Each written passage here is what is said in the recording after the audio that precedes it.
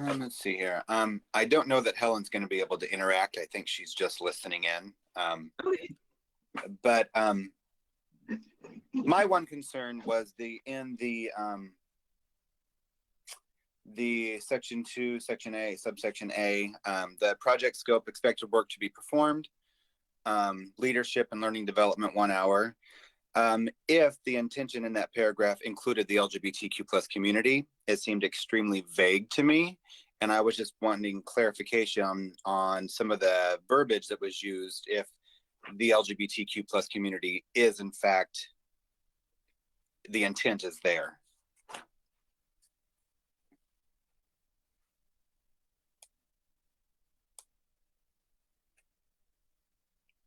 What section did you say that was, Dad? It's number 2. Okay, sorry about that. Expected, and then A, leadership and learning development 1 hour. The respondent should have a professional expertise and experience in facilitating concepts around one or more of the following: race relations and reconciliation, social or restorative justice, cultural integration and sensitivity within mid to large communities, and or cultural connection and competency with organizations, local government, law enforcement. And that's really the only, I guess the only time that jumped out to me. I thought it was later in the thing, but I think when Helen made her adjustments on the Google Doc that I don't see on there anymore,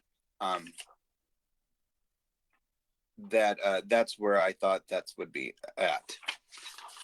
For me, it's important for me that the LGBTQ plus community is included in this diversity, inclusion outreach. For sure. So, and I'll kind of defer to Meredith because I know, Meredith, you've been working on the language on this. So do you have any comment regarding Thad's comment to section 2, subsection A? Sure. And again, I apologize everyone for being late. So Helen did provide some language that I thought was very well written. And so I think she might have shared that just on a different document. So I'm going to pull it over and bring it over. I think what I, after reading Helen's comment too, what I realized after the fact is I think initially when this was scoped out, it was really to bring in a facilitator to kind of wrap up the D&I work and create the proper structure based on what the objectives of the D&I were. But then I realized part of that, a major part of that is broadening that out to all of the different population subgroups, interest groups, and priorities that this group had talked about. So I just want to put that on record to say that definitely wasn't an oversight. I think I was so just focused and used to working within that kind of D&I framework that I failed to incorporate that language. But if you see any other place in that document where that needs to be broadened out, please make the changes directly there. So I'll pull over that language right now from the version that Helen shared. Okay, perfect. All right. So sorry, Meredith. So was there any, because I deferred to Thad, but was there any additional information that you wanted to provide regarding like the creation of the RFQ that you'd like to point out for the group that you think is important to this conversation? And like I had let the rest of the group know, Rich is on the line. So if we have any specific types of questions about the RFQ process, he's sharing his time with us today to be able to answer those questions. Thanks, Becky and Rich. Definitely appreciate your time. I see that you've already made some edits, and so definitely appreciate that. I think the template that you all provided was very helpful. So you can see a lot of the legality and structural format of the RFQ didn't change much. I think our subcommittee and our larger group had done so much work with trying to create just an initial framework for what we wanted the facilitator to do. So my part really was just organization and making it flow easy. The last thing I'll say, and I'll called out specifically from the mayor's remarks during our last meeting, is to give the facilitator really kind of some meat, if you will, to put his or her teeth into to know what we need to walk away with. I did break out under, I think it's page, I'm not sure what page it is. It's section D. So number 2, section D. And it's referenced at the beginning of the scope as well. but we really want the facilitator to walk out with a recommendation among one of those three. It's important to remember we're talking structure and function just in this initial 4-hour session, and we don't get too overwhelmed with trying to create the full 5-year plan for diversity and inclusion work for the city. It's just structure and function. And so if there's something else that needs to be within these three options, this is where, and this is the time I think for the committee to chime in. We need to be able to walk, I think, away with a recommendation to council of what the facilitator has said and glean from our comments, our visioning, our brainstorming, and our prioritizing where the next best step in structure is for this work, if that makes sense. That's all I have to add.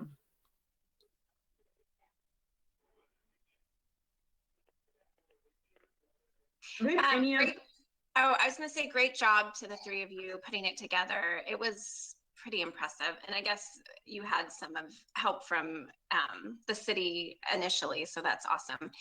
The only question I had, I don't see it on the notes anymore, is I thought at one point and I just want clarification, I'm not asking for it to change, that we were not going to have it says that the project will not exceed 2,500, I thought we were just going to have them give us stuff. So I just wanted to know, like, to give us quotes without putting a cap or even a ballpark for them. And so I was just curious about that.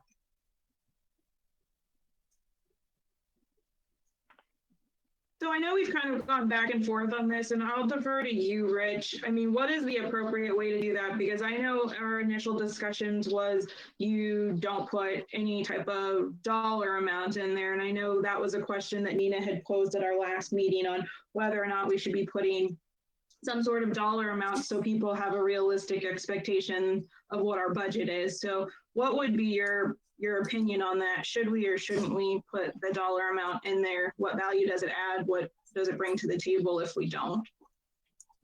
Awesome.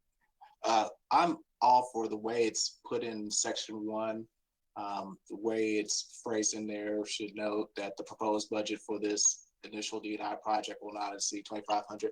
I think, we're looking for qualifications and we're looking for backgrounds of people, and this is not asking for what their charge would be. This is just basically letting them know this is what we have to spend, and if you're interested, great. If not, then you don't have to apply. And so this is not asking for their price, and there's nothing wrong with telling what the budget is.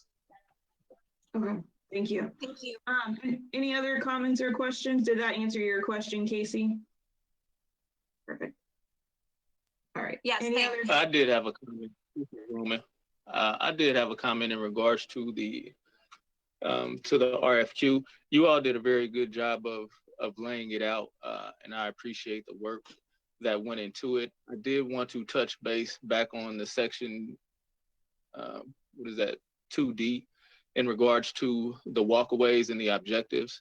I am okay with each of those baselines, but I do feel that although we aren't trying to tell them or have the consultant tell us how to put it in a 5-year plan, I do believe there should be a baseline of whether they recommend that whatever plan we come up with leads to some type of 5-year plan or some type of accountability, or even if they object that something needs to be incorporated in a 5-year plan. I believe that should be one of the baseline measures besides just shuffling it off to a group.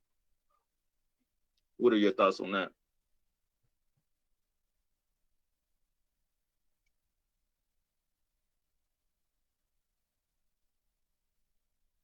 Anyone? I was waiting for someone else to go first. I'm getting ready to add that comment. I definitely agree. I think if we add just a separate section or sentence right under beginning late fall 2020, it is also expected that the facilitator will make a recommendation, and I'll finesse it somehow, but to say about future planning or integration within the city's strategic 5-year plan.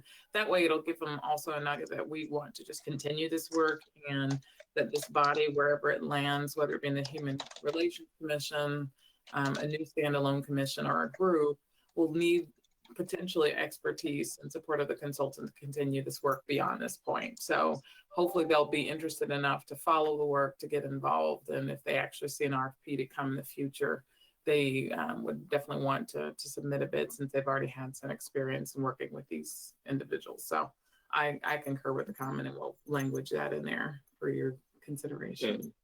And I see where you did kind of put, through the expertise of the facilitator, develop 3 to 5 next steps. That is very key. I just wanted to make sure that that other piece got in there. So thanks for listening.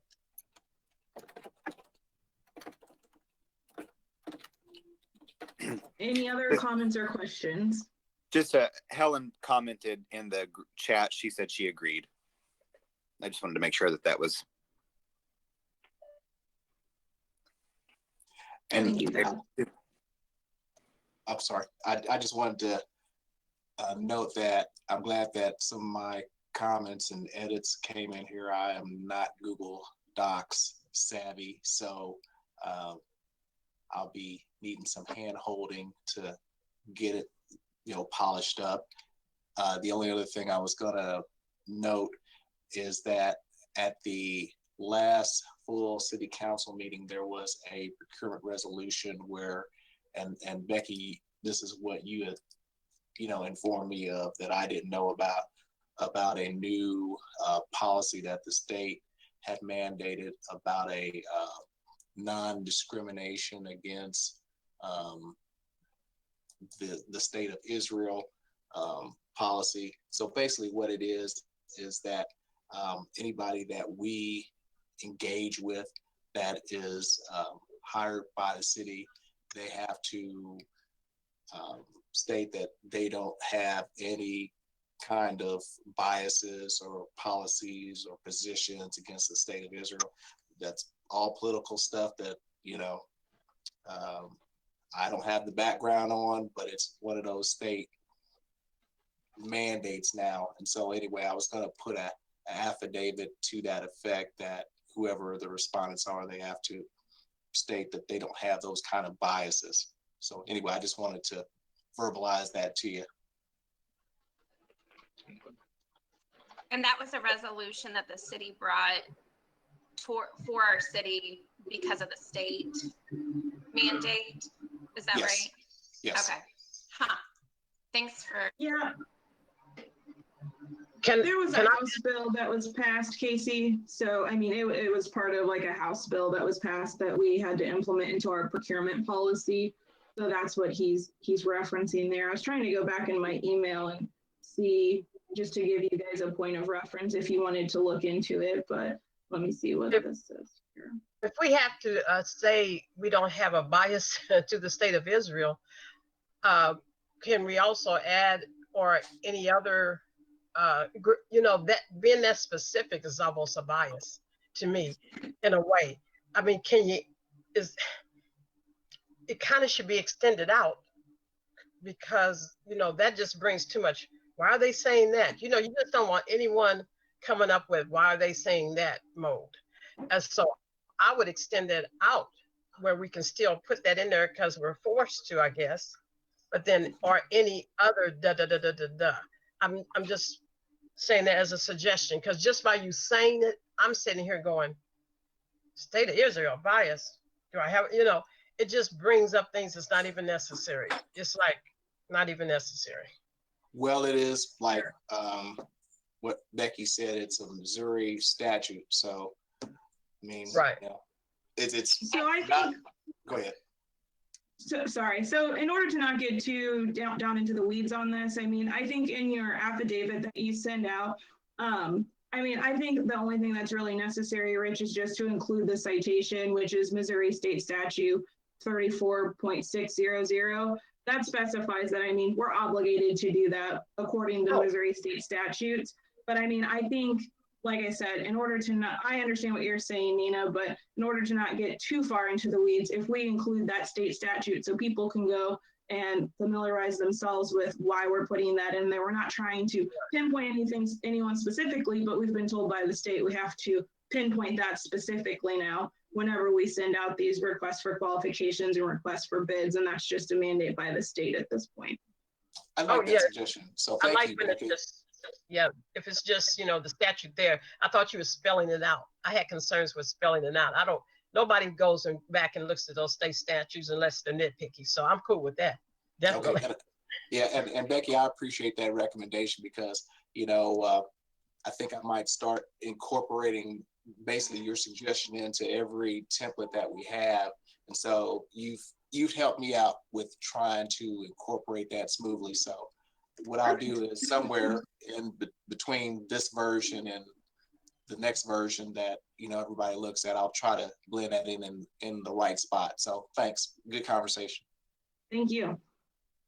Did we have any other questions? Oh, sorry, Casey. I keep cutting you I was off. just going to say, if you would I'm just curious to read that. So when you do find the exact number, or if you already did that exact House bill, I would like to look it up. So it's just interesting. It's already incorporated into the state statute. It's it's 34.600. So if you just Google Missouri State Statute 34.600, that'll take you right to it, and it's subsection 1, I believe. Like it's right at the top of the page. Yeah. Okay. So it's like section 1. So if you go there, it gives you a pretty good information, a good chunk of information about what they passed there. Okay. Thanks. You're welcome. Any other questions regarding the RFQ? And Rich, just for a matter of kind of cleaning it up and next steps, what I'll do is I'll make the final content edits, send out a final review to the team. That'll be in just a regular Microsoft Word document. So that way, if they have any other comments, they should email those to me. And the version we provide to you will allow you to work in your traditional format. So it'll just be a Word document. I'm assuming that would be the best format.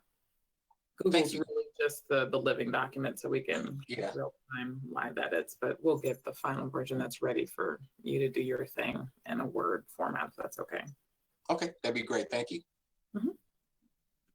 So one of the other things that I think we should kind of talk about is timelines. I think we should go back to timelines a little bit. So again, we are wanting to do some sort of public engagement with the RFQ. So what is the subcommittee wanting to do as far as that public engagement goes? And when do you think the draft is going to be ready to do the public engagement piece of it?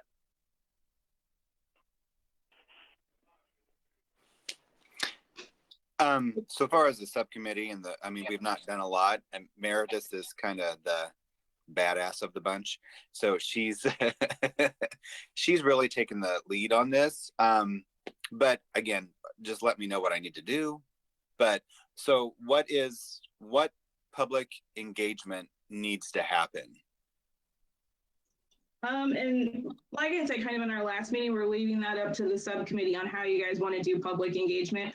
I think you guys it could easily just be something where you send a copy of the document out via email, or maybe we share it on social media, see if we get any comments back from the public over a 2-week period. And then if we need to incorporate some of that feedback into the RFQ, then we can do that. But like I said, I would leave it up into your guys' hands on what you guys think would be the best way to handle that. Rich, since you have probably the most important next step after our content is finalized, if we were to give you the edited draft today and it was fully complete with all the changes we had, how soon do you think it would be kind of council public engagement presentation ready? Because I can see us PDFing it, doing a quick little Google form if that's acceptable with the city, or having Meg's web team do a little similar form on the website, so that way we can push it out and then give on social media, and then give constituents an email link. But essentially they review it, and then they have a chance to submit comments through a survey, whether that be housed on a Google's form or it's housed on the city website. And then that survey could be open for almost a week until it's presented at the council on May 8th.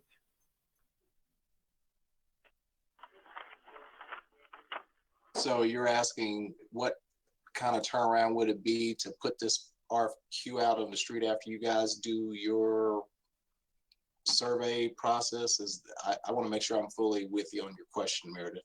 Sure. So do you have to do some finalizing of it, make sure it's fully done and packaged before it goes to council, or your job is just to put it on the street? My job is to put it on the street. Okay. So Becky, the version that we do with Rich's edits, our edits, once it's done, it will be the same version that goes to the council. Okay, so That was a just so question. we're clear in kind of the progression, before it goes back to council for you guys to do another presentation on it, in between that time is when you would want to do that community engagement piece. Gotcha. So when are you, so I guess if it's ready today, are you guys wanting to push it out tomorrow to do the community engagement piece for a few weeks? Because I mean, the original timeline that I, excuse me, suggested to you guys was potentially doing a presentation to the council at the study session on the 14th, just a brief presentation, just to let them know, like, this is the RFQ. But that would be up to you guys. I mean, otherwise we could just provide it to them in paper form or via email in their boxes, let them look at it. That's a step that you can, or you don't necessarily have to take. It doesn't have to go back to the council before it gets pushed out to the RFQ process. That's correct, Rich, right? That's just an extra step that we're taking. Yeah, I mean, as I see it, what you're trying to do is just basically get the word out on the street, and the document that I'll push out on the street is just the means for people to look at it, see the details, and respond back to me. So basically what I see, the whole council piece is just a, hey, we're looking for this job and we're looking for the right person or persons, and there's nothing wrong with, doing that form of advertisements, because that's what it is. It's a form of public advertisement and pointing them back to the document. Mm-hmm. So I like, if we could get this ASAP, get it out there immediately for public consideration, and then being able to have it that like a timeline with a week before the council session. So if there's any changes that we feel we need to do, there is that little bit of extra time in there to make any changes that is necessary. I'm on my phone right now, so that's my calendar, and I don't have a calendar in front of me to look at the actual days and timelines.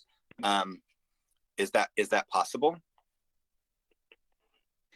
So the study, well, let me see here. So there's 2 study sessions in September. There's one on the 14th and one on the 28th. If you guys are shooting for the 28th, then you have plenty of time between now and the 28th. If you're shooting for the 14th, you just have a week between now and the 14th. So we have 2 weeks, right? Well, this past we just crossed into the 2-week mark. So we have less than 2 weeks. Yeah, you have less than 2 weeks if you're shooting for the 14th. So is there a certain amount of time that it needs to be out there for public consideration? Not necessarily. I mean, whatever you guys think is a good, reasonable amount of time to get it out there and let people kind of look over it and provide comment. I mean, I would say a week at minimum. All right, I was going to get 48 hours. I would agree with that, though. I think our effort right now, we really probably only have 2 or 3 more comments we need to add. I think I need to clean up incorporate Rich's edits. I think he's talked about adding the annex piece about the state of Israel. I think it could be ready to push live. If we're going to go through the city's website, we'll have to get with Meg. Hopefully they can create that form today. Like, even if it went out Thursday afternoon at the latest, we could still have it open through next Thursday, the 10th, and have over the weekend to compile, read through the edits and comments. I don't expect to receive a lot. We might be surprised, but at least we can go to the council work session that we've drafted the RFQ. We took time for public comment. This is what we heard. This is how we made the changes. And I wouldn't want to wait and sit on it until the 28th. And I think it's doable. And I don't think it's more than 8 days is necessary. It's just not that long of a document. I think that sounds like a great timeline to me. If that's feasible to get it done by I Thursday. agree. Yep, I think if you guys could get that final draft out to the public tomorrow, you guys should be in good shape. How are you proposing that we get it out to the public? I know you said through the website, Meredith, and through Meg's team. Are you thinking I'm not even going to say what I think you're thinking because I don't know how to put it into words. So what are you thinking? So with that being that staff contact, would you mind getting with Meg? We did something similar for our ESF6 master for the COVID event, and individuals who needed reports or help with anything. There's a quick little form that I guess her web designer is able to make that's housed right on the city website. And we could provide a link, and like a Google form, folks would just, we could frame out the questions. I mean, they could be really short, you know, do you have any particular questions about the RFQ or the process? Is there anything you'd like to see that's not here? I mean, it will be so broad that it's more input. It may be 4 or 5 questions or less. Okay, I can go ahead We can and link it directly on the social media post when we put out the RFQ. So I recommend putting out the RFQ if it's housed on the city's website. I recommend putting out the link of the document that it's going to be published on the city's website, and having the form that folks can comment on right under that that document. One thing I would say is when I put it out on the website, and the website is called publicpurchase.com, it's a website that can be accessed for free. And I put a comment in there as far as if people have questions about the engagement, to have them done through the website, because then that way it's a transparent thing where all the questions go to the website, all the questions get answered to the website. And so I say that because I understand like having the city manager's office, you know, do the social media piece as well, but just for the sake of everybody getting the same information, I would definitely put a caveat in there saying, for questions about the engagement, please refer to the post on the public purchase website, because in that way, you know, you've got one focal point of all the information, and then somebody's not getting information that doesn't match what somebody else got. You see what I'm saying? So but then you're officially posting it, Rich. So we're talking about pre-post, I thought, before we actually post it live. So I need some clarity on that. And I guess maybe I'm not, go ahead, Becky. Sorry. So, okay. So Rich, the public engagement piece is really just to get final touches on the draft before you send it out to anyone. So Okay, I wouldn't gotcha. say that we would be putting it on public purchase at this point, because that's not really the final draft. We'll send you the final draft for the public purchase side of it once we get the public engagement, and once we go back to the council with the presentation on 9/14. After that, then we'll have that official draft that'll go out to people who can then sign up through public purchase and put in their request for qualifications. So right now, like I said, with this engagement piece, it's really just getting some additional information on if we need to revise the draft before we send it out for that request for qualifications. Okay, I was just making my comments because I guess where I was coming from and what I was hearing was that everybody was ready to get this going and so on and so forth. So anyway, I was just hearing a little bit more of a rush than I guess what it is, because of the whole public engagement part and all that, you know, with the council process, or should I say whatever commission process this is, et cetera. Okay. And then I have a quick question for you, Rich. So do you think like 2 weeks, is that enough to send it out there? Or what is your expertise on this as far as like how long it should be sitting out there on public purchase before we, you know, whenever we make the drop date for being able to submit? Is 2 weeks enough, or do we need to extend that? Well, I mean, when is it that you all hopefully want to get this process started with the actual sessions? I know you guys talked about it, but I don't remember what month of the year y'all want to get actually going. Because there's going to be a review process that you guys are going to be going through. So, and usually that runs what, like 30 to 60 days. Like I don't see us engaging in the sessions before November 1st, realistically. If you've got to get the qualifications back, then the council, the group has got to review it. Then if you decide to do an actual RFP or contractual thing by selecting a vendor, then there's the getting the contract signed and approved by council, making sure that, but I mean, that in itself sounds like it could be 2 months before we land on a consultant who's ready to lead the session. there's not much money involved here. So my thought is you put it out on the street for a couple of weeks. And the way that I have the draft set up, I've got it set up so that, and this is, let me go to the section that I'm referring to here. Basically, I've got it set up so that, you know, you have a time period that you want to get this going.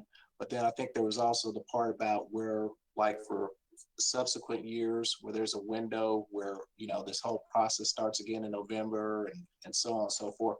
So my thought is you have a 2-week window for the initial set of responses.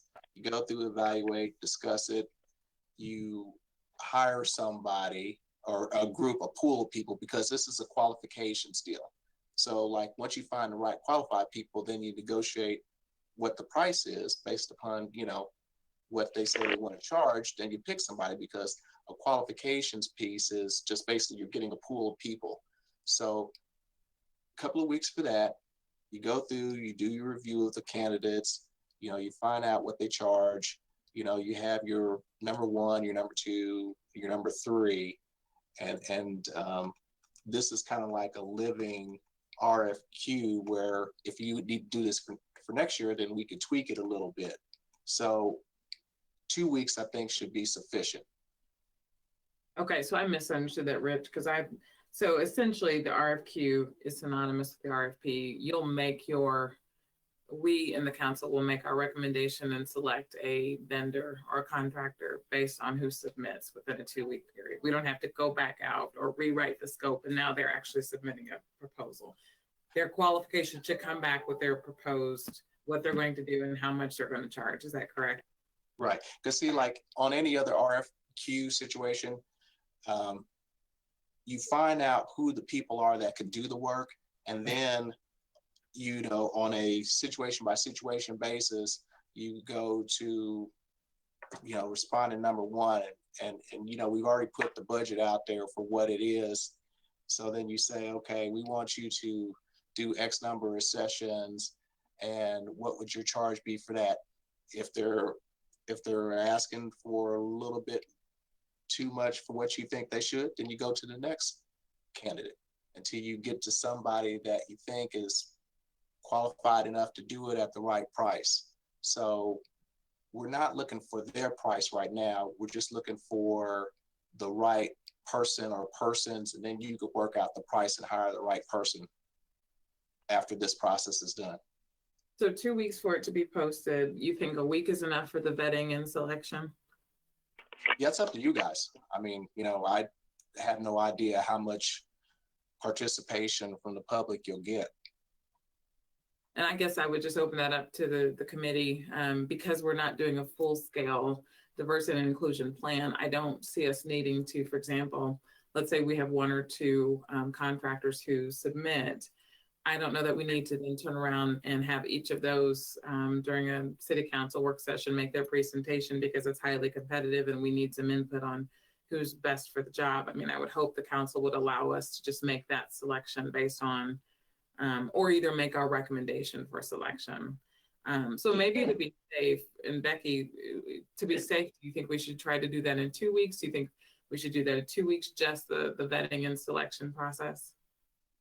Yeah, I mean, 2 weeks, 1 week. And then just to clarify, the RFQ process, I mean, it's not typical that the council would make this selection. Like, there's not going typically a presentation unless the council requests that a presentation be made. But with the dollar amount that's being requested here, I don't imagine that they would expect a presentation to be made to them. I haven't received any feedback that that's their expectations, that whoever is selected from the list of individuals come and make presentations to the council. Like, that isn't anything that has been expressed to me at this point.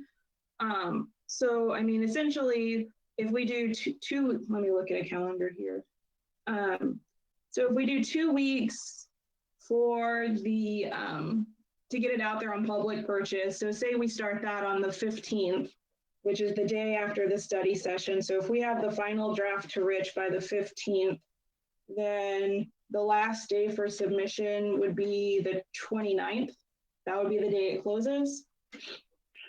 And then I think maybe if, just to have a tentative schedule on this, if we expect to start reviewing those on the 5th, well, the subcommittee would start reviewing any applications that were received on the 5th of October. I'm thinking 1 week is enough. I'm just putting it out there because if if we can do it in 1 week, if people need to see it, they will see it. And just truthfully, I bet you it's people that will, be told it's out there by committee people or other people. I think 1 week's enough uh, for doing this. So we can get started, and so Meredith can rewrite. She has to do that first, I know. But what does everyone else think? I'm thinking 1 week's enough.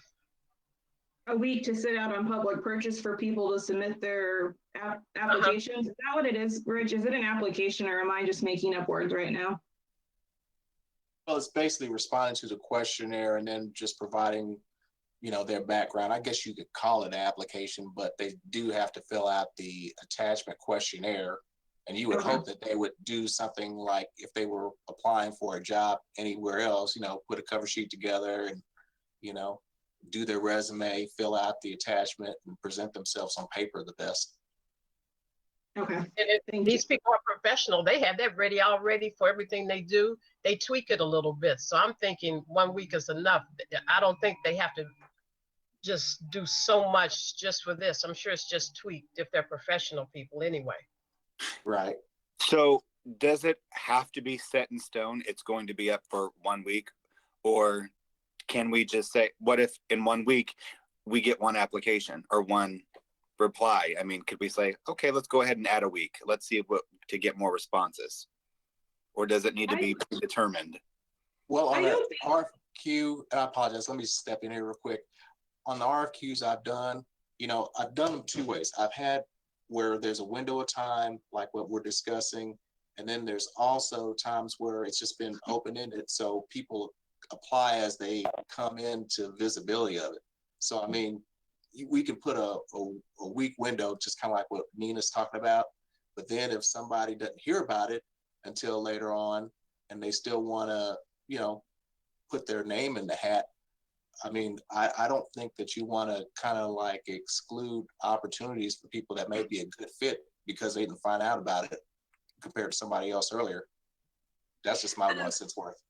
I just applied for something, and the way they worded it was, open until filled, but preference goes to people that apply by such and such date. So that way you could leave it open, but put preference to people if they would respond quickly. Does that make sense? That makes sense. I've never seen that. It wasn't RFP, it was like a different type of application, but right. But I like that. And I would just say, excuse me, I would say that we don't necessarily have to have a timeline, but I think for the purpose of this group, like there has to be a definitive done date. Like if you don't get applications the first week or the second week, like I don't think it's a good thing to keep saying like, okay, we're going to add another week and we're going to add another week. And we're going to add another week. There's going to have to be a resolution to this, and whether that's a resolution because we've received applications and we've gotten good response, or the resolution is we didn't receive applications. Now we have to approach this in a different direction. There's going to have to be an end date. So just keeping that in mind, like I'm not going to tell you that it has to be 2 weeks or 1 week, but I mean, I think the further out you get on this, like the more convoluted it becomes. So I think we just have to make sure that like we are setting just a realistic date in the future that this is the date that it's going to stop at, whether we receive applications or we don't, like this is the date. So whether that's 2 weeks or 3 weeks, I'll leave that up to you guys, but that's kind of my thoughts on it.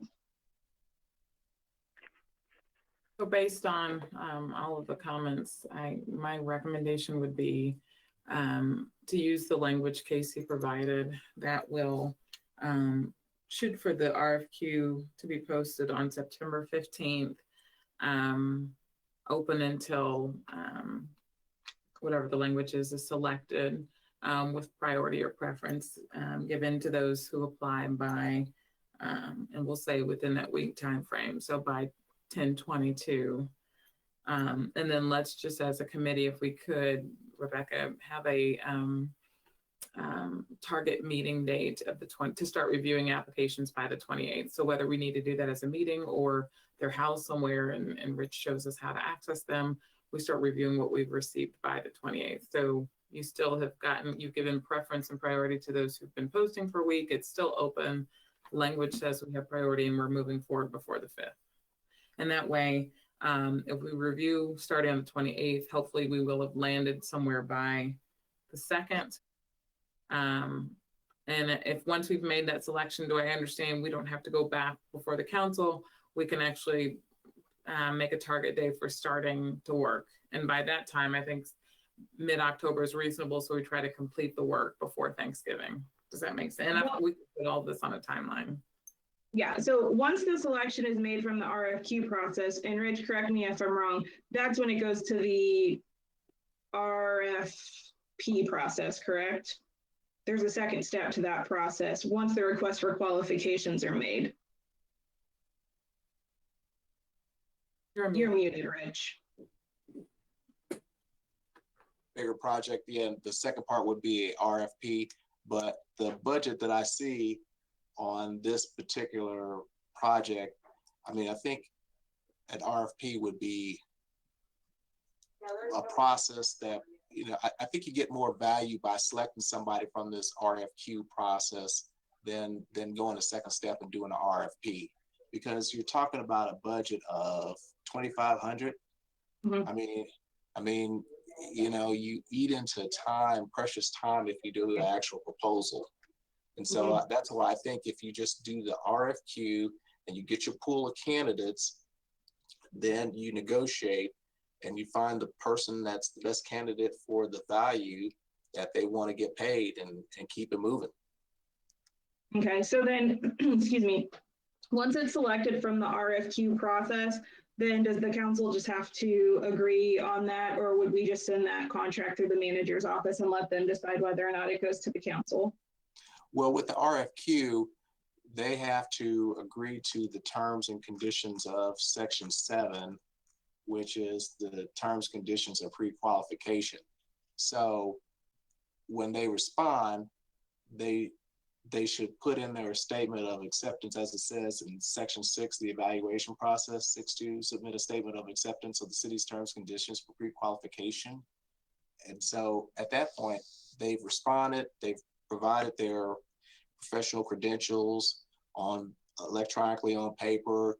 You know, you guys have reviewed it, you vetted them, you've had a conversation with them, you discuss, you know, the scope of the meetings and all that stuff.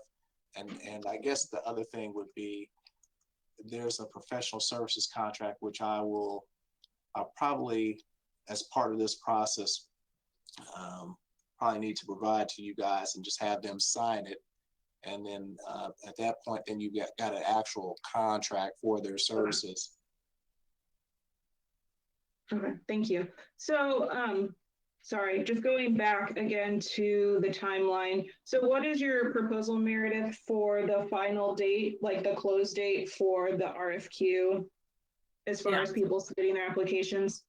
It'll go live on that site Rich referenced on the 15th.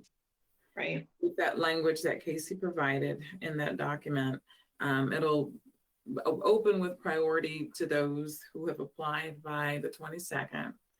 And then the task force would start review, whether it be remotely and electronically or together in a meeting like this on the 28th, September, Monday, that 28th, or Monday, September 20th. So are you wanting to close our final selection done by Friday the 2nd, that end of that week?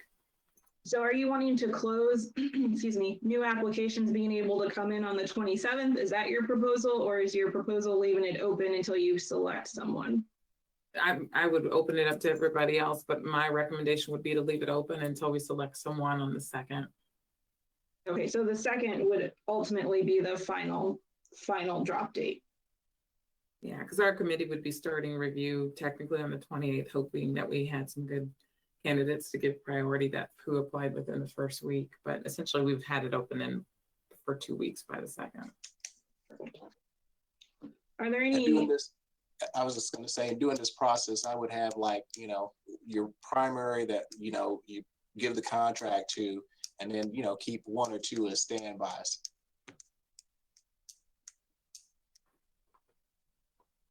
Makes sense.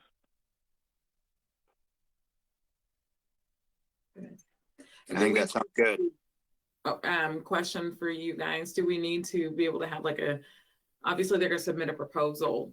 Do you want us to keep the option open to Zoom with them, meet with them as a committee so they can kind of talk us through the proposal, or should we just be prepared to review the proposals and make a selection based on what they submit? I like to see people in person when it's important to meet into the community, because their body language and how they come at me, that has always been important to me.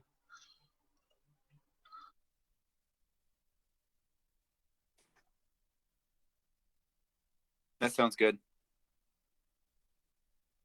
And Rich, can you remind us, as far as when we're looking at those applications, because I think we kind of had this discussion before, those applications are closed to the public until a Correct. selection is made, correct? Correct. Okay. So, I mean, in that case, and again, I'd just like to remind everyone that the subcommittee that you selected, they will be the only ones reviewing those applications. That was the purpose of the subcommittee, as we discussed in the last meeting. So the 3 individuals that you selected, they'll be the ones to review the applications. And so we'll do that, and it'll wind up having to be a closed meeting if you guys decide to do interviews of individuals. That works for me. Yeah, I trust them. Are there any other comments or questions for the RFQ? Rich, my only other question then would be, we could talk about this offline. Where do you recommend putting that language Casey mentioned? Is that something you'll build in when you actually put it on, what's the name of that site? When you put it on public purchase about the priority for those who apply before? Well, there is a description field that gives high level description of what you look for when you put out a bid or proposal.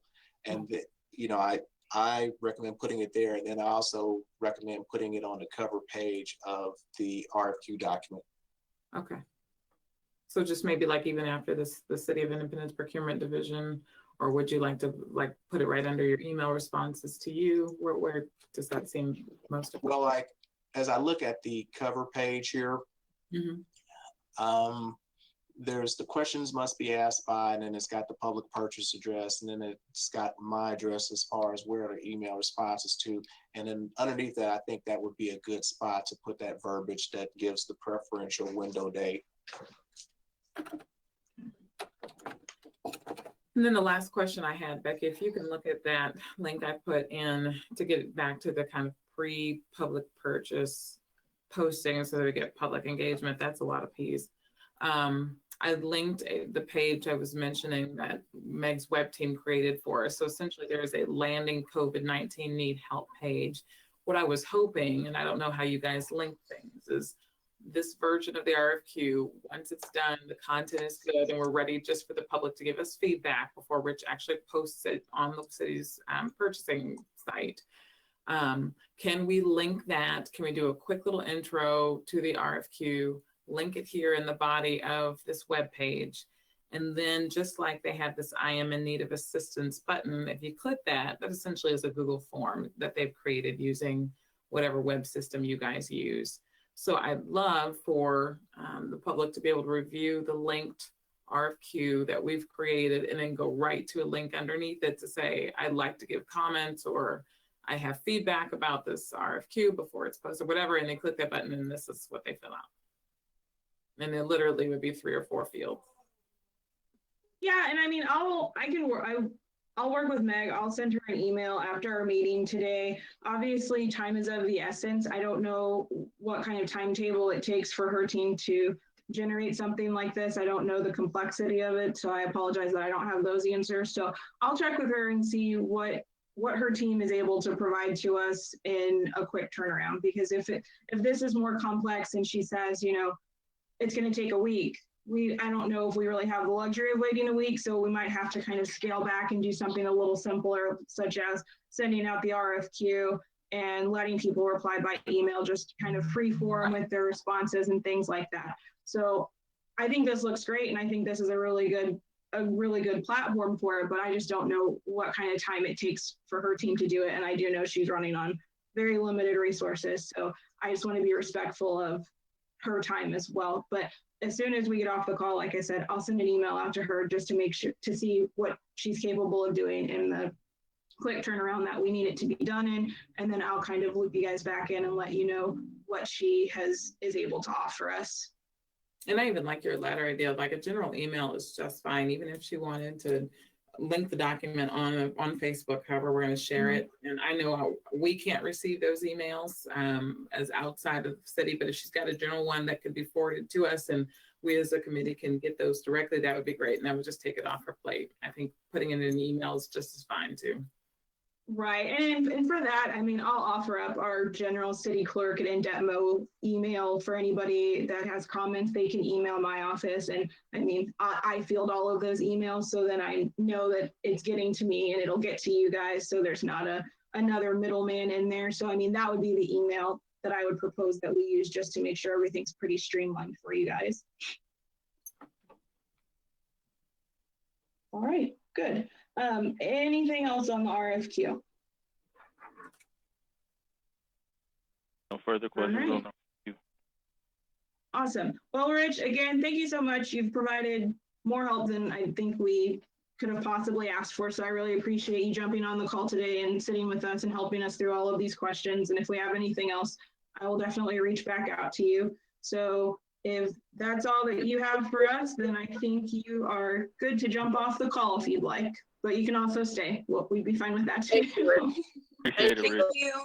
Thank you. I appreciate, Bye. Thanks, this opportunity because I'm learning a little something as we go about new ways to kind of, phrase things and incorporate new practices. So this is good for me too. So thanks, folks. And I'll talk to y'all later. Good. Thanks, Rich. All right. Bye. So we will go back to item number 4 on our agenda, which is the resolution discussion. So everyone should have received a copy of the resolution, and Casey was very nice to put that in a Google Doc for us. So if you guys wanted to kind of make your own notes there, you could do that as well. So this is the resolution for, let's see, what does it say here? Support of the Independence Police Department. So let's kind of go ahead and just kick off the discussion. I know Casey and Roman, you made some comments. So since you made a lot of comments, Casey, do you want to kick us off in some of those comments that you made? Well, and we're sure that Council Member Stewart is still wanting to make this resolution. That's still a priority of his. Okay. Because I think the resolution itself is odd for the city council to make for city employees, because the IPD is considered city employees, right? Yes. Okay. So I think, I don't know if that's something that can be conveyed to him. I can email him. I just think it's just a little, it would be like making a resolution to support the city clerk, like we support you and we're really excited that, so I just think it's a little strange because we all support the police, and I understand the intent behind it, but I think it's weird that the city council is asking to have a resolution about their own employees. So, beyond that, I mean, I think some of, everybody can see my comments. I think that there are some stats here that are misleading because he says that 31 law enforcement officers have been reported killed in 2020, which I believe I'm sure he found that. But it seemed that's nationwide, and I'm guessing because we haven't had that many from IPD die. And so that's a little misleading. I think there's just a lot of, because he goes back and forth If between. I can jump in real quick, Casey, Yes. just for the benefit of anybody who's watching. So this resolution, I just want to remind everyone that this is a resolution that I believe was pulled from the internet. So I just want to make sure that we realize, just again, for the benefit of everyone who's watching, that he didn't necessarily draft this language. It's not my understanding that it was language that he drafted. It's language that he pulled from, I think, a template or some sort of resolution that was found online. I'm not sure how the draft that we received, how that came about, but I just want to make sure that we're not saying like as if these are like his words and like these are his like direct opinions. So I just want to make sure that we're kind of clear, since the public doesn't see the document that we're kind of referencing right now, but it is a copy that he found online that he was using as just a point of reference, if that makes sense. Okay. Well, that helps a lot, because I also think that if he is going to make this resolution, he should focus on the Independence Police Department, because there's I know that there's kind of a brother, I don't know, sisterhood that is across the nation with police, but they are different divisions. They have different people. They have different problems. And so I think if he would focus on the IPD, I think that would be more beneficial for him, because now that you say that, it makes sense that there's a lot of nationwide stuff said in here. And some of it is kind of, I think I used the word hostile. What'd you say? I said politically charged. Yes, it is. And divisive. Right. Yeah. And yeah. You can go ahead, Roman. Well, I mean, Casey highlighted the points on there, and I do agree that it definitely should focus on Independence Police Department, and should not include the national dialogue, because the national dialogue is definitely different than Independence, and I don't want the work of our police department that they've made over the years to be mixed in with a nationwide issue, because there are different standards that different departments have, and I believe it'll be beneficial to keep the focus on ours. And some of the statements, and definitely the statistics of saying that there are more officers killed and there is recent targeting of officers. This has been one of the least violent years towards officers, according to statistics that I found in regards to officers being killed in the line of duty. And so the edits that were suggested, I think if those were included, I think this document would be a good support and show of the Independence Police Department, but not necessarily nationwide. That's all I have to add. And I wanted to say something too. And I looked at the wording. And I'm a very open person, open to everyone's thoughts and ideas. But this it was going kind of one-sided for me. One thing I think when it said protect the weak and oppressed, I mean, it sounds so simple, maybe, where, oh yeah, we're going to protect the weak and oppressed. No, you want to protect the strong and everyone. When you say weak and oppressed, it kind of sounded like we're just going to protect the older people and the people that aren't causing trouble. I don't know exactly the way to say it, but the weak and oppressed sound like those are the people for us, and that's who we're protecting. And you may say, well, that's kind of nitpicky. It really isn't, because I saw it. Someone else will say the same thing. Well, they're protecting everyone. Some people are very strong, and they bring their ideas out strongly. And if we probably won't ever have a protest, but if you have a protest, then when you say you're going to protect the weak and oppressed, it just doesn't jive with me. And I remember in a meeting, Turner had said, well, we're different here in Independence because we work together. And I agree with that. So by saying that, we got to keep our language right in everything we do. And I'm feeling a little awkward about saying we're protecting the weak and oppressed. That sounds small, but really read it to yourself. That leaves out some people to me. That sounds like we're going to protect all the older people that agree with us. I agree with most people as far as their opinion, but when I don't agree, I still want to be protected. And I'm definitely not the weak and oppressed yet.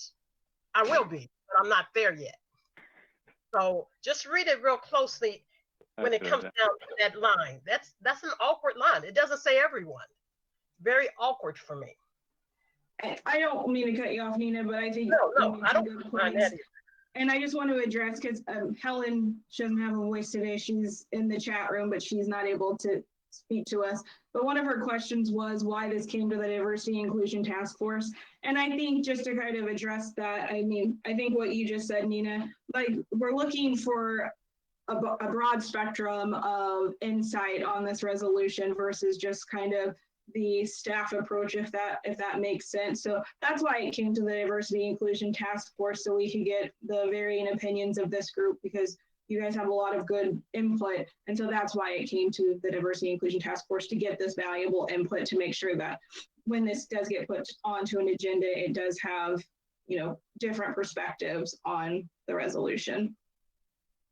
If I could, I probably have a little bit more history on the resolution than most folks on the line. I got a personal phone call from the city administrator, Zach Walker, when it was an idea, and really wanted to get some input from the body of the diversity and inclusion group on the language, its intent. And, you know, I always believe we as a group, and any group that's involved in change process, should reverse engineer, think with the end in mind. And so as I read through it, I tried to, again, we know we are very charged, very passionate, committed folks about the work and the importance of what we want to see happen. So I tried to put myself in the feet, and I'm sure each one of you all did, of law enforcement, of our police chief, and what's trying to be said, the narrative we're trying to change, and the progress we're trying to make. And so I was left feeling with the resolution, I didn't know what the end goal was.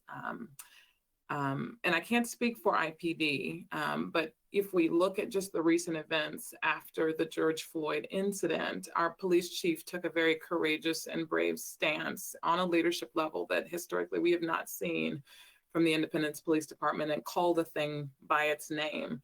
And again, I know our lens and our focus has been specifically on race relations issues, but as we're broadening it out to include other populations, what might be traditionally deemed as oppressed groups, voiceless groups, he made a strong stance towards inclusion and building the table, lowering the fences, breaking the walls, and making the tables longer.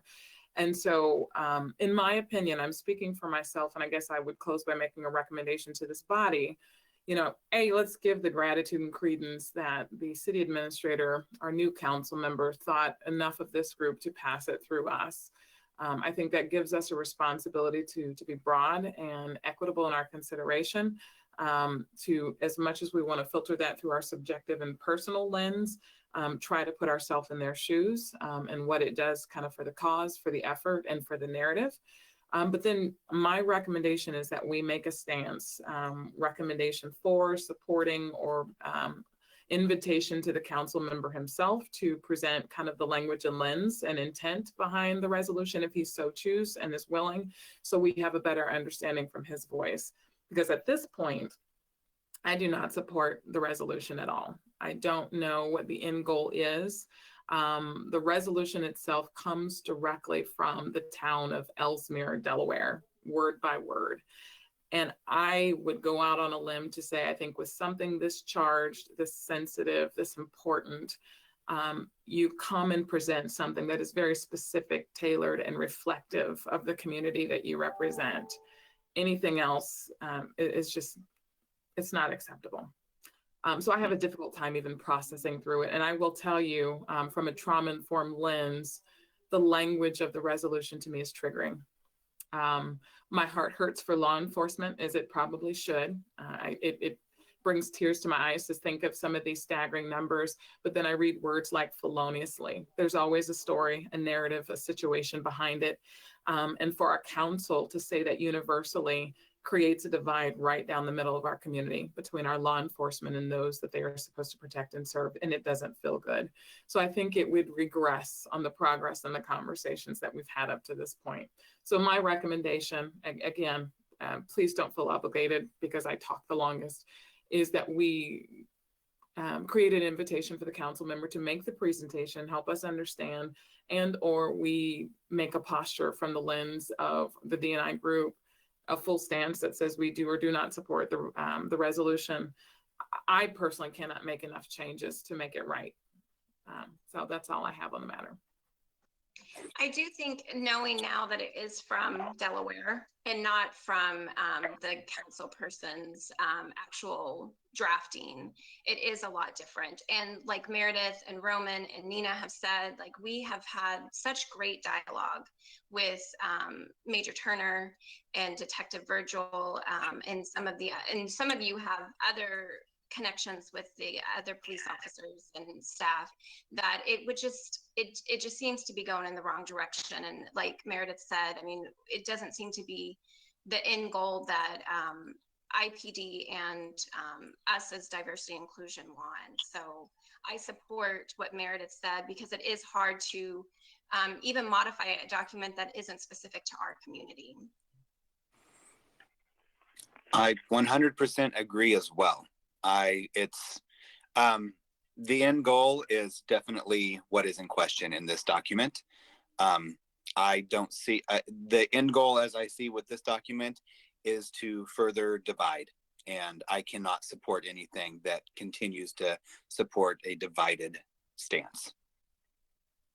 This is Nancy. I agree with all of you.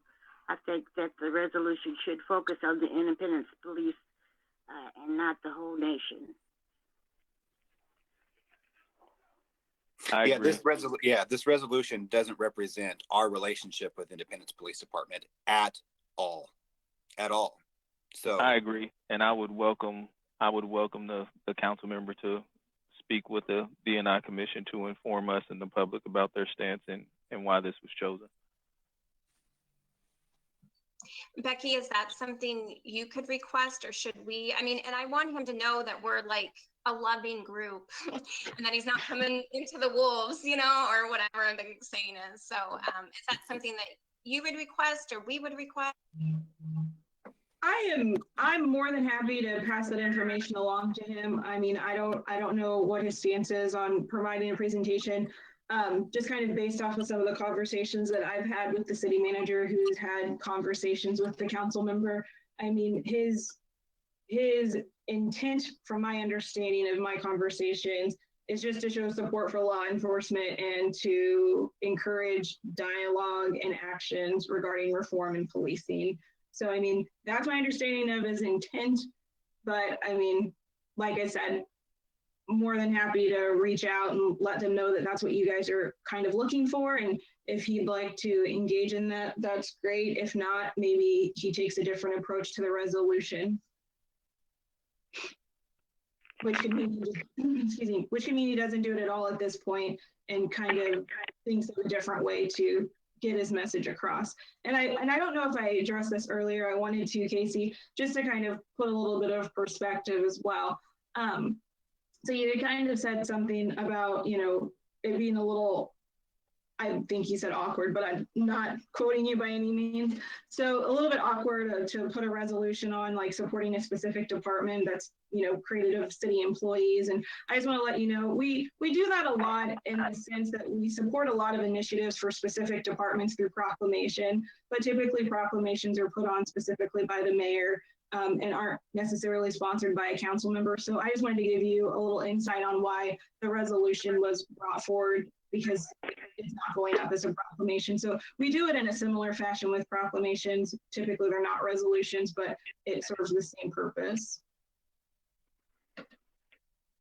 So, I mean, just based off the conversation and dialogue that I'm hearing, you guys aren't in support of it, and that's completely fine. That is the feedback I think that he's looking for, to see what needs to be fixed. And it seems like, based on the dialogue, and if I'm wrong, please shout out that I'm wrong, based on your guys' dialogue that you guys are having, it doesn't seem like this is anywhere near a final product, or a product that can be edited and be ready and available for next Monday's meeting. So I think that's good conversation to have, and I'll work with the city manager and I'll work with the council member to see what they want to do for next steps. And I'll definitely pass along the information to them with your guys' concerns, and send them a link to to this meeting, because they can go ahead and watch that online as well, so they can see exactly what your guys' concerns and feedback were regarding the resolution.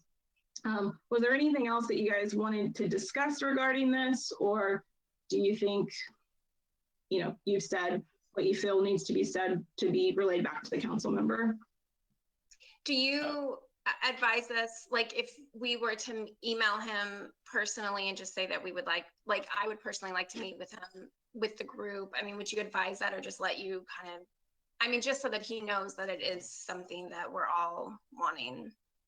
Like, I mean, I'll provide your feedback to him. I mean, okay, as citizens, I would never advise anyone against reaching out to your council members or your mayor or someone on staff if you have questions, comments, or concerns. Like, that's what we're here for. So I mean, if you as an individual want to reach out to him and, you know, have a conversation with him, you're more than entitled to do that. And I would never discourage anyone from taking that approach. But obviously, as far as the committee goes, I'll definitely relay the message that of my understanding of what you guys are saying back to the council member and back to the city manager. Thank you. You're welcome. My final comments on the resolution is I do appreciate the effort to have some type of resolution in support of our police department, because that is important that we recognize the work that they do.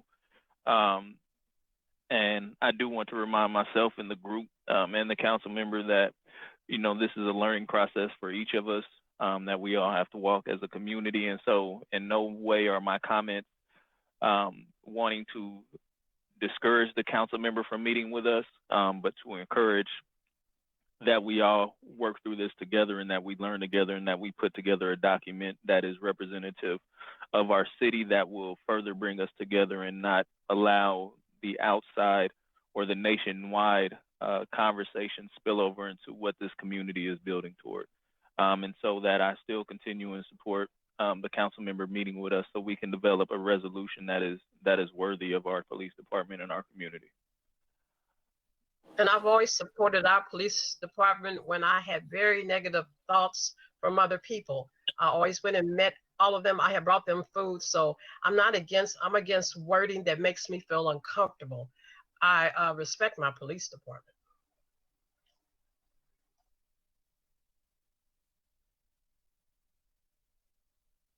All right, anything else? Becky, is there a time of the year? I know National Night Out is usually in September. Is there a actual calendar period that's dedicated to the celebration or support of local law enforcement? Do you know anything about that? I mean, I'm sure there is. I don't know right off the top of my head, but I can look into it. And whenever I send you guys my follow-up email, whatever information I find, I can let you guys know, like what time of year, if there's like a support your IP or your police department week, month, whatever that looks like. I can definitely send that information over to you guys as well. Yeah. And again, I said it was the last thing before. I'll keep this really short. I think what we've done that's really special here, especially under Mayor Ware's leadership and really everyone who's got a hand in the city and some of the community-based organizations, is we've kind of watched our friends, you know, to the west and to different directions and even nationally kind of navigate through some of the toughest times this year. But as it came to the pandemic, as it came to reopening schools, as it came to social justice issues, like we've always done things differently here in Independence. And so if you zoom in, when there's a lot of disconnect and divide, you can even look now on the IPD webpage or the Facebook page, and you can see a celebratory coming together where everyone else is doing something different. So I think the tone, what I want to reemphasize and make sure I didn't, again, like Roman said, I love the effort. I love the desire to want to rally around the police, and let's do that. Let's lift them up, but let's showcase, like, we've always been having a different narrative here in Independence. That's just how we do business. I mean, it's the Truman way. And so I would really be worried to leave this as is. It is directly contrary to just kind of the branding we've worked so hard to accomplish as a community in so many regards outside of race relations and law enforcement. So love the effort. I just think we need to refocus the lens a little bit.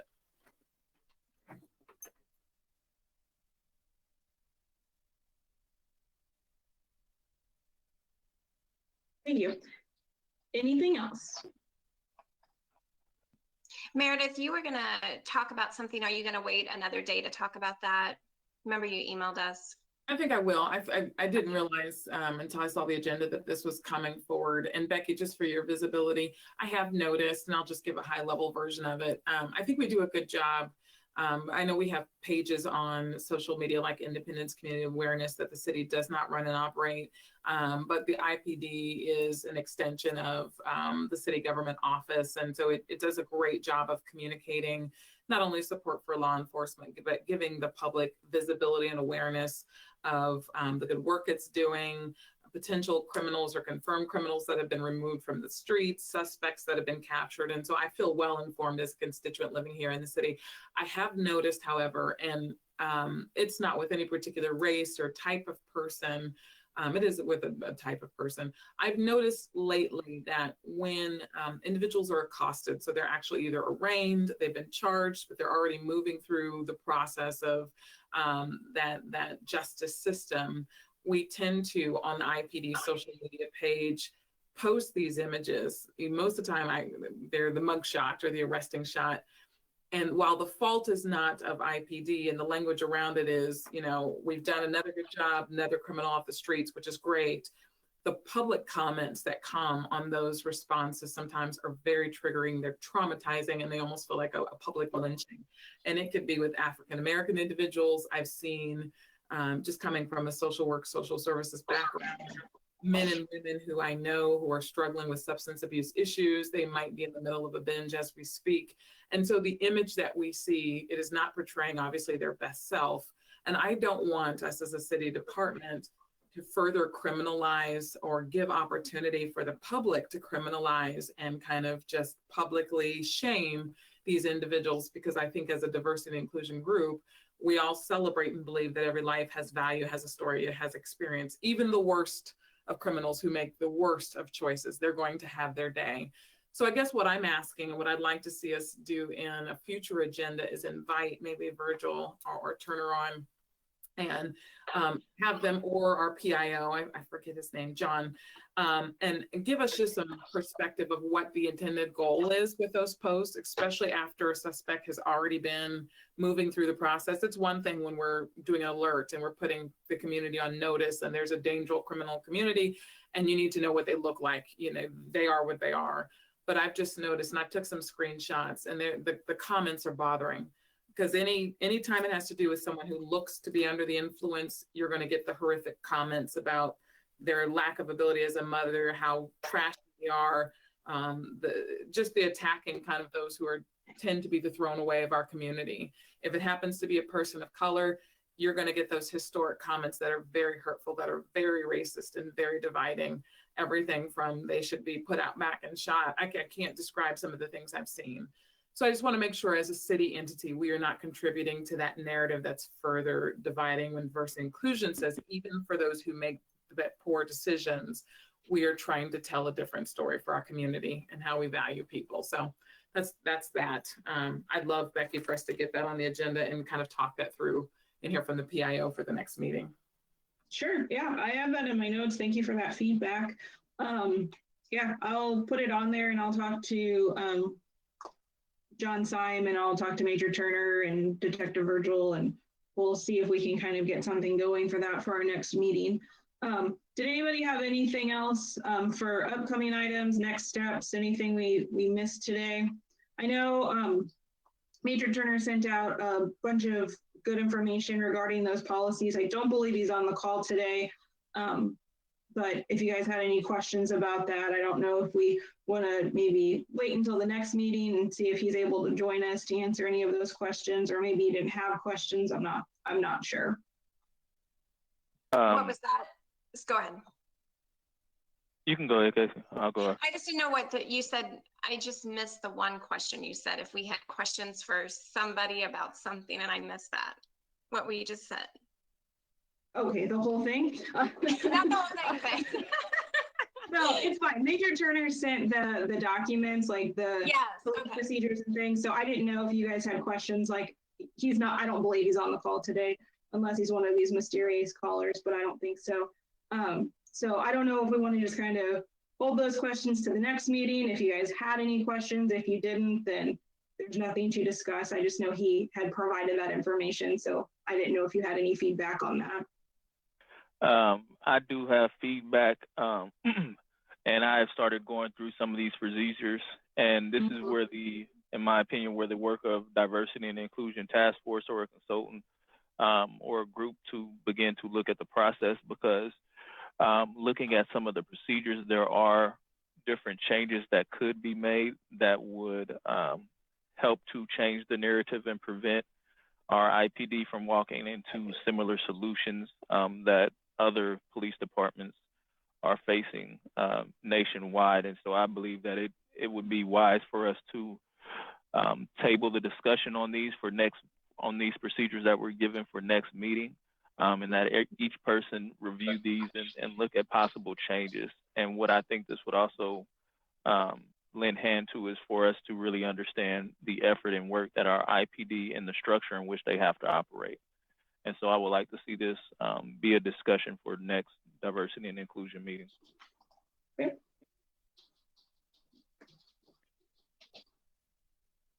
All right.